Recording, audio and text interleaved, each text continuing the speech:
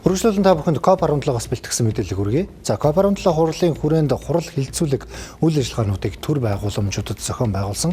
За өөрөөр хэлбэл хурлын дараа байгууламжуудыг буулгах юм. Харин хоёр ариун цэврийн байгууламжийг цаашид үргэлжлүүлэн ашиглана хэмээн мэдэгдэж байгаа. Тэгвэл тус байгууламжуудад нарны зэрэгдэх эрчим хүчийг ашигласан байна.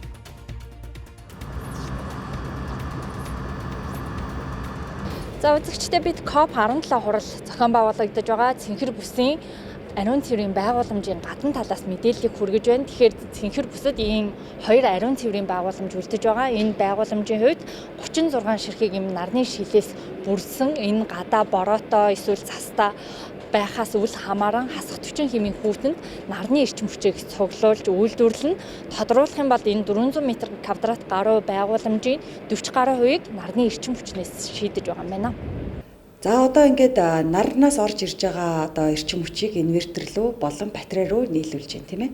Тэгэхээр энэ одоо хэвийн урсгал явагдаж байна. Тэгээд одоо байшин руугаа нийлүүлж байна. Энэ маань өөрөө нөгөө нэг төвийн шугам руугаа нийлүүлэх холболт нь одоо цаашдаа ашиглах цэцэрлэг төрөлнгийн өмч болоод одоо тэр холболтын улс одоо хүлээж авах бах. Одоохонд бол арай холбогдоог байгаа зөвхөн байшин руугаа л нийлүүлж байгаа гэсэн үг юм. Гадаргуу дээр нь 70 орчим метр квадратын одоо бидэрт барилгын гадаргуу хэрэгтэй байсан. Тэгэхээр энэ барилга маань өөрөө 420 м квадрат.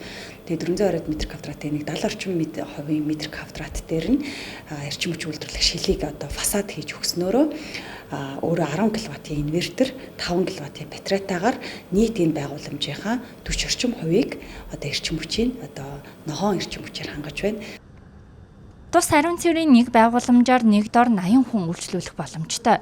Харин цаашид үндэсний цэцэрлэг түрээлэн үйл ажиллагааг нь хариуцна гэдэг мэдээлэл байгаа. Бид энэ талаар холбогдох албаныхнаас тодруулахад хараахан эцсийн шийдвэр гараагүй байх гэх тайлбарыг өгсөн юм а.